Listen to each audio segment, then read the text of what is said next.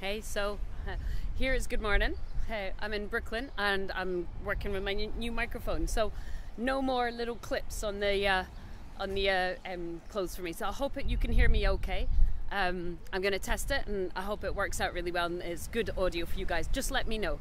All right, I'm in New York. I've been having a really nice time here. And while I've been away, the guys have asked me to make some videos based on what some folks have been asking us. So there's a whole bunch of series on the kind of basics on buying, sell, the basics on renting, all of that kind of stuff. But let's talk about how to actually start being an entrepreneur, and forgive the shaky camera and forgive the selfie. My son's gone skateboarding. He declined to be the cameraman, and later on, check these. Later on I'm going for a run, but I learnt my lesson. I'm not going to run beforehand because you just get a red face, Susannah. So, how to start, and everybody's different. Some people decide to take on debt to start, some people decide to bootstrap. Personally, I'm more of a bootstrapping entrepreneur. So bootstrapping, what does that mean? Literally it means pulling yourselves up by the straps of your boots. There's some pluses and some minuses to that. So the pluses are, I don't do overdrafts, never have done, never will do. I don't do overdrafts, I don't do company debt. I do lots of mortgages, but mortgages are about assets and taking on debt and in order to buy assets which are profitable assets. And I do millions of pounds worth of that.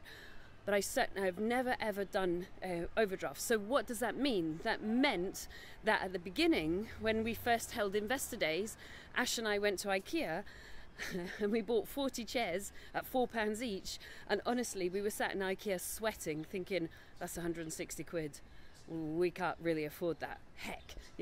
So bootstrapping is basically only working with the money you've got. The pluses are you don't do debt, and therefore if things don't go quite well enough, you're not coasting on debt and suddenly finding you don't have a business that can pay back that debt. And for me, because I'm kind of quite careful of not taking on debt except for mortgage debt, that's really quite useful.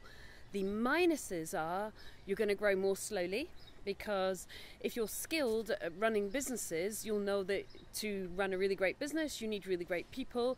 To have really great people, you're going to have to pay them correctly, which is fair enough, isn't it? I just want to keep the sun out the eyes for you guys.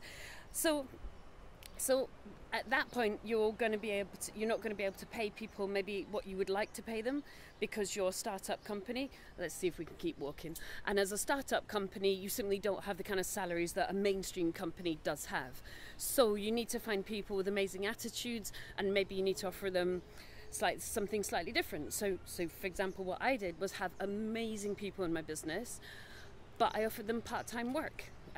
So I had wonderful people, but I was hugely flexible with the way that they could work with me so that I could get great skills. And for them, their number one priority wasn't a massive salary, which as a startup business I couldn't afford, but their number one priority was, oh, hang on, let's just have that go by.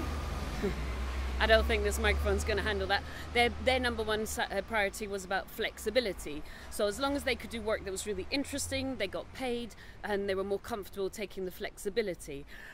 So there's always a way around it, but I think you have to work harder if you're bootstrapping. So to me, that's the way to go as you start up a company that has a level of risk, which is bootstrapping, which is taking on no debt except for debt for assets. And actually, let's see if we can cross, okay? And it's doing a startup company, which is you spend what you've got, you project out literally a month in advance, and you'll only buy those £4 chairs at 40 of them once you've got 160 quid in the bank, and then you sit there sweating because you're thinking, oh my goodness, that's actually quite a lot of money, I'll be able to pay everybody's salaries this week. And therefore you grow organically, but what it does do is it keeps you hungry. Because you're not using bank debt and thinking, well, it's all right, I've got a 50 grand overdraft, it's no problem. You are very hungry for correct sales, you're very hungry for correct business, and it keeps you very close to the edge, which is a risk because you don't have working capital and any great strength, but it keeps you very hungry and it keeps you very, very on top of your accounts. So personally, I've done 2 startup businesses. I ran a fair trade business years and years ago, and I grew it from bootstrapping, and then the Good Property Company was a bootstrapping company. if I was to do it again, being relatively experienced now, I probably would grow faster by taking on debt to bring in really high quality people. To be fair, now I've got money, so I would just invest a pot sum, you know, to start the company. But if I wasn't doing that, I might take on some debt to bring in really great people sooner, because one of the things about not being able to afford all the staff you need, because of course in a business it's time, money and skills, is you end up doing all of it yourself and you're knackered. But overall, I think it's less risky. I think it keeps you closer to the edge in terms of closer to your customer base, closer to all the tasks that are needing done. So you're very, very involved in your business early on. But then I think after a period of years, and for us, we kind of felt like a startup company for 5 years. And after 5 years, we felt like a mature company, and we're able to change how we work with people and what we paid people and everything. It kept us really tight, really neat, and really efficient. And for me, bootstrapping, i.e. not taking on debt, means that you can't afford to be inefficient. So that's how I might suggest you want to think about doing it. I hope that's helpful. See you soon. Bye.